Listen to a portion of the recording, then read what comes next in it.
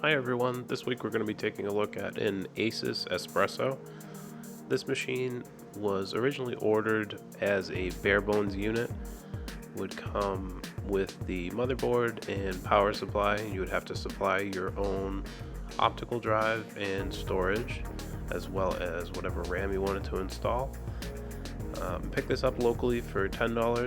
It's a little bit dirty, but actually not too bad once I get inside it. Plugs it in, it turns right on. The drive was wiped, so we will need to go ahead and get an operating system installed. You can see there's their D-band disk that they use to wipe the hard drive. So get that out of there, don't need that anymore. I'm just doing a preliminary test to see that it did turn on, which is good. Lights up so far. This is just what happens when you plug it in. We'll press the power button and it will actually turn on.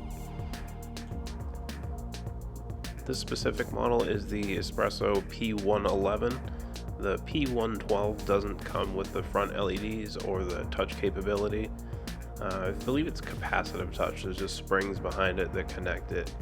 We'll see that once we take off the faceplate. You can see they are reactive to touch at this point. The instant on button does work. This was pretty cool. It came with a lot of stuff for $10. The original manuals, it came with the remote, and most importantly, it came with the driver CD and a CD to install the software needed for instant on. If that's not installed, you'll just get an error message when using the soft press power button. It also came with this poster-sized sort of advertisement and letting you know what's included, the remote control, the unit, and basically that's about it. You do have to supply your own peripherals. Luckily the seller threw in a wireless keyboard and a PS2 mouse. This instant on CD is required to use the soft power and allows you to play media without loading into the operating system. You can use the remote to play DVDs and media stored on the computer without booting into Windows. And then once you press the power button, it will finish booting up into the operating system of your choice. Let's go ahead and take off the faceplate and get the top panel lifted off. Faceplate pops off just by pulling on the bottom, a couple clips holding it in place, and then there is a single captive thumb screw on the rear. We'll loosen that up, give the lid a push, and see what's inside. The interior is quite basic. It does come with the heatsink. You will need to install that. Once you install the processor of your choice, you can install an Intel Pentium 4 up to 3.4 gigahertz. This particular model has a 2.5 gigahertz, which is probably better for heat dissipation in such a small case. I've read in reviews online that with the higher end processor, these do run quite hot. There is some ventilation, but there's only very small fans to pull air out and not really much cross flow from front to rear. There is a single fan on the CPU cooler. I'm going to go ahead and remove the CPU cooler as well as the north bridge heatsink. We'll get the thermal paste replaced on both of those. Just make sure it's going to continue running properly. We'll finish getting all the wires disconnected from the power supply so we can get that out of the way. This is a 220 watt unit. Plenty to power the system, but if you end up going with a powerful graphics card, if you have the space, you will not be able to use anything that needs a secondary connector. Simply doesn't have enough power and doesn't have a PCI connector on the end of it either. I did go ahead and remove the dead CMOS battery. I installed one that I had on hand, but we'll see later on that that's dead as well. I do have some on order, so once those come in, I will go ahead and get it replaced so that it can save its time and settings. So far, every time I unplug it, I have to go in and reset the BIOS to be able to read the hard drive and load up the operating system. The CPU cooler is removed with 4 Phillips screws. They are captive, so they won't fall out. We'll get those removed so we can get the heatsink cleaned, get the fan cleaned, and get new thermal paste installed. Unfortunately, the CPU did pull out when I removed the heatsink. It was a little bit stuck on there. We'll get those separated, get them both cleaned, and get new thermal paste applied.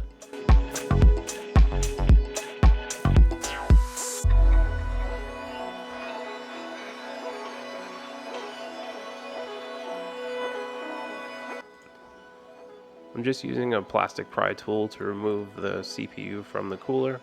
You want to be careful not to bend the pins when you do remove this, so don't let it flip over too far. And then we're just going to scrape off the thermal paste, clean it with rubbing alcohol, and get new paste applied.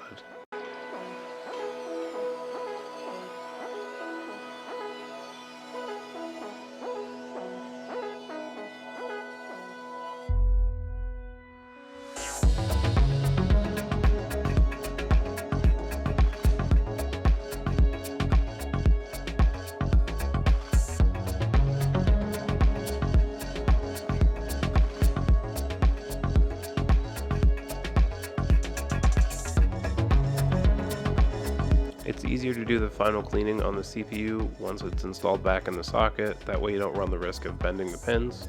So we'll get that installed and wiped down.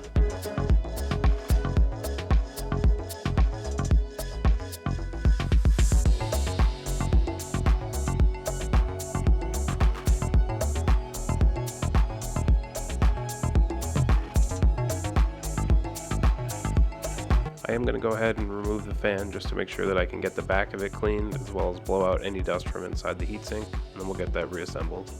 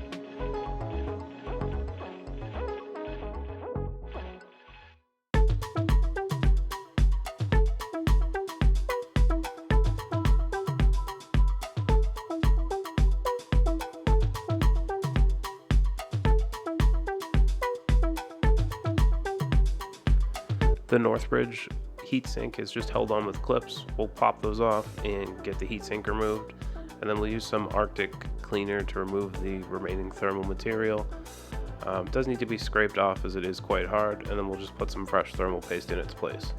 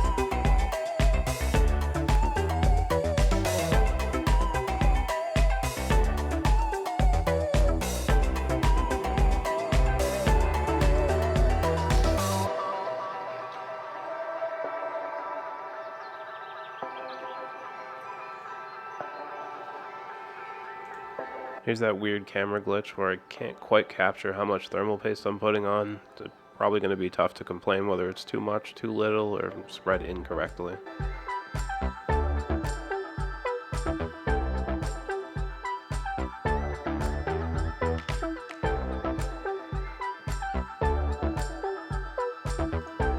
The rear fans didn't look easy to remove, so I just went ahead and wiped them out with a towel. There wasn't too much dust built up, so just give them a quick clean to make sure that they're not running loud and they'll not be blowing dust in my face once they turn on.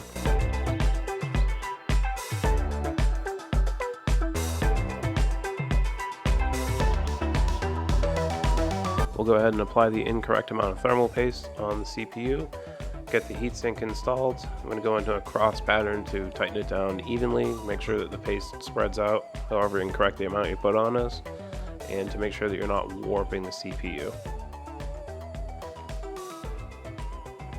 This is a socket 478 motherboard, and it has Intel 865G chipset, which means that it has Intel Extreme 2 graphics, and it is running off of motherboard graphics, not an iGPU in the CPU.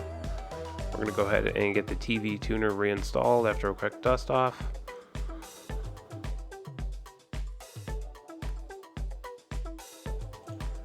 With the TV tuner installed, we'll go ahead and get the power supply put back in, get all the cables connected, make sure the wires aren't in the way of any fans.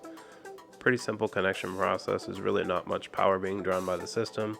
We're going to hook up power to the motherboard, CPU, and the hard drive and CD drive.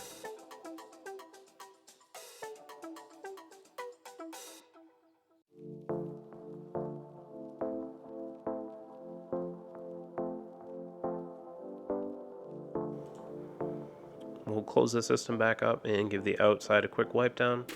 It's really not that dirty. A couple spots there on the front have a sticky residue we'll have to remove with alcohol, but other than that, it came clean pretty easily with just a little bit of glass cleaner.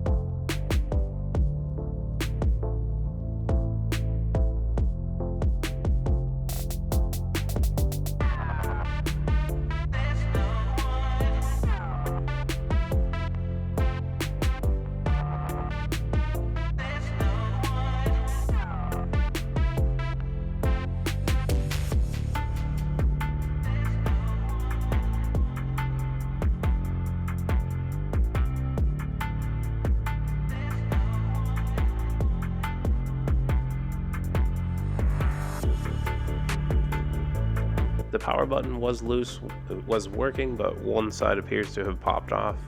I was going to use glue, but it looks like from the factory it's just melted into place. So I went ahead and grabbed a soldering iron and attempted to repair it. 100 degrees was a little bit too low. After that didn't hold, I bumped it up to 140 degrees Celsius, held it there for a few seconds, and let the plastic melt back into place, and it seems to be holding so far.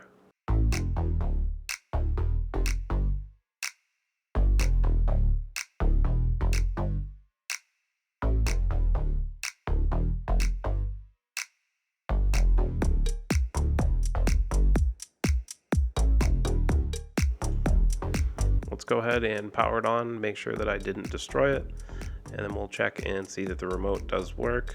Threw two AAA batteries in, and it does power the system right on.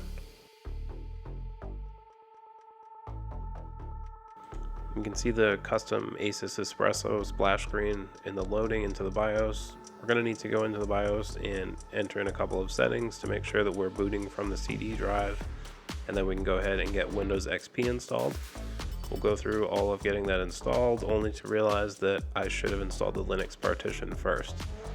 Once I get that done, I'm going to install the Linux partition and get the Instant On working, and then go through the process of reinstalling Windows XP again.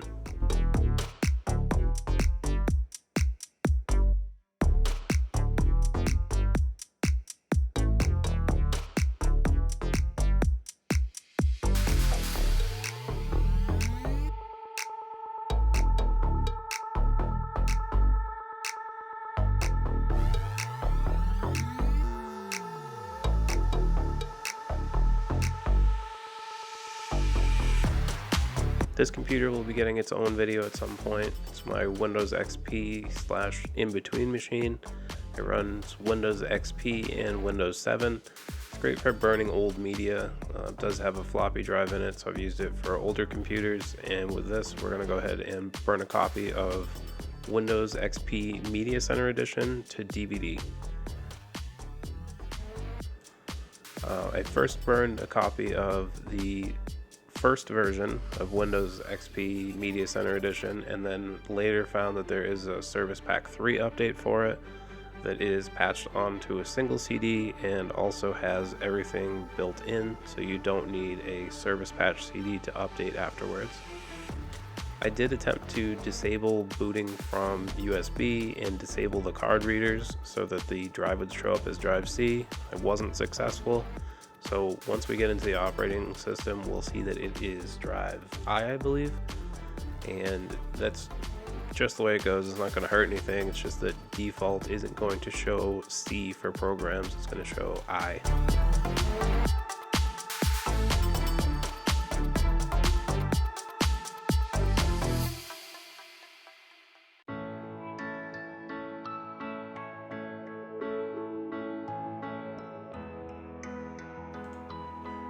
Now we wait for what seems like hours for Windows XP to install, and then once it installs, I'll realize that I should have installed the Linux partition first and get to do it again.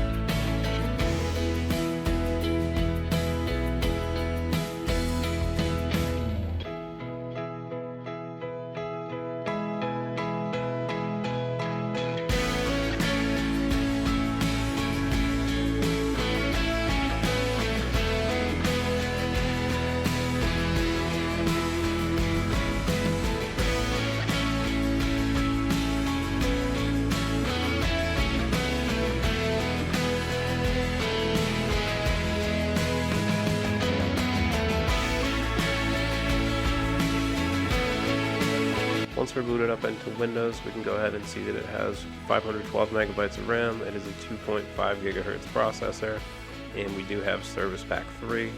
This is the second or maybe third time I installed Windows XP on this computer, and we can go ahead and check out the Windows Dancer. Very useful tool.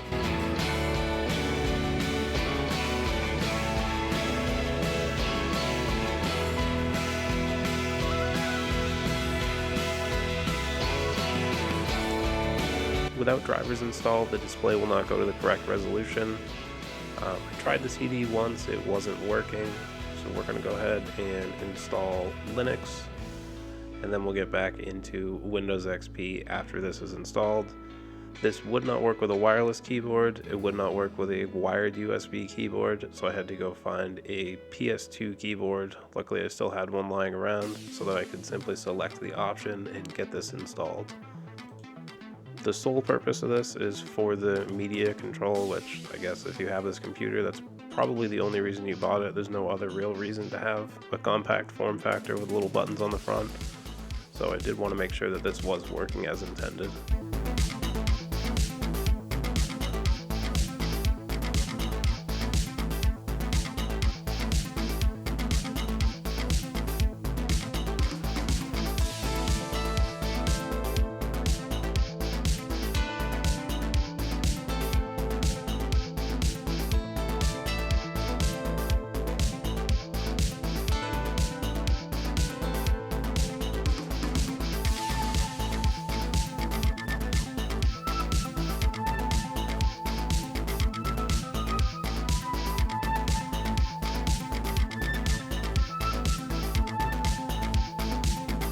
We can see here that the drivers aren't installed. The regular Windows XP drivers were not working with audio or video properly.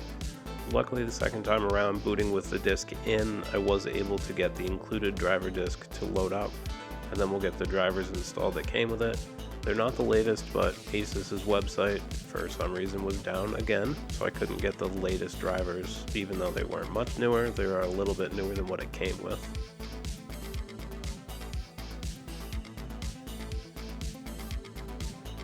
So we'll go ahead and install the graphics drivers. The only ones I really care about are graphics, audio, and the TV tuner.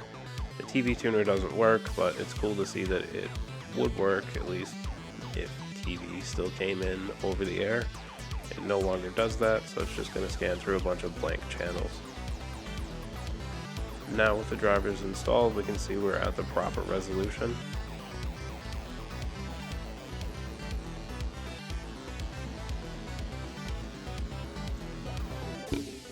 This is a cool utility that came with the driver CD. It just allows you to see the system information and basically monitor the temperatures. There were a lot of complaints in the comments about people using high-end CPUs and having temperatures that were too high.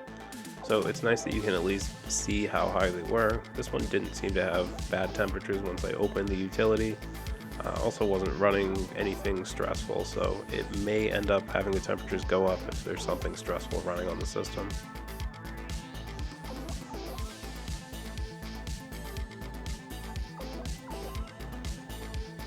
And now we'll go ahead and try some of Windows sample music to see if it does activate Windows Dancer.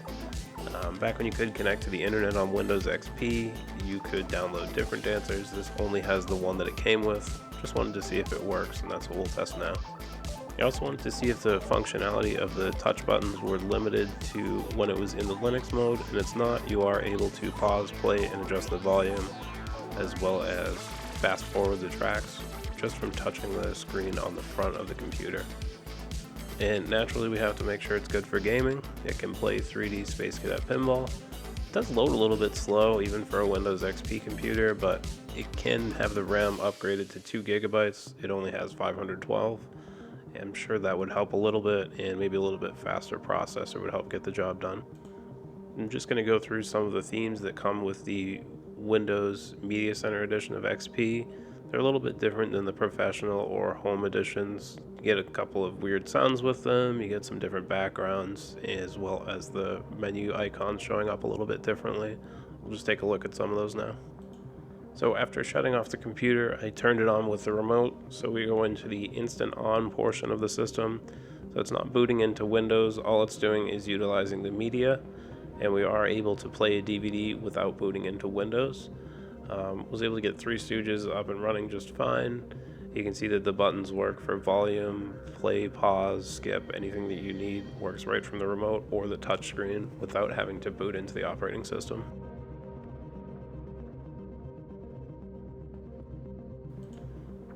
Once we're done watching movies and ready to get into some productivity, we just press the PC button on the remote and we load into the operating system of your choice. This supports XP or Windows 2000. I believe it says Windows 98 as well, but the chances of drivers actually working for that are pretty slim. So I went ahead with the Windows XP install, and we see it booting into that now. Just take a quick look at some of the ports. We have a compact flash card reader, SD card, and camera drive. There are two USB 2.0 ports on the front, as well as a microphone and headphone jack, and then all the touch buttons. We have our power supply up at the top, two fans for exhaust. There is the TV tuner on the right, and optical port, some more USB, audio jacks on the rear as well. We have a printer port. The only video out that is usable for me is the VGA port, and then we have the PS2 ports for keyboard and mouse, luckily, because that Linux partition would not have been able to be installed otherwise. The little receiver on the top there is for the keyboard it came with. Kind of a weird design I haven't seen before, but it does work well. We'll go ahead and pop our faceplate and thumb screw, get this open, and take one last look inside. There isn't much room for expandability. You only have space for one 3.5-inch hard drive and one optical drive, such as DVD drive. They are toolless, which is a nice installation process. Everything comes out without any tools. You can pop out the power supply, even the PCI slot. There is only a single PCI slot and an AGP as well. PCI is occupied by the TV tuner, so your upgradability is limited to a single AGP slot. But this was overall a pretty fun project to take a look at, and thank you for watching.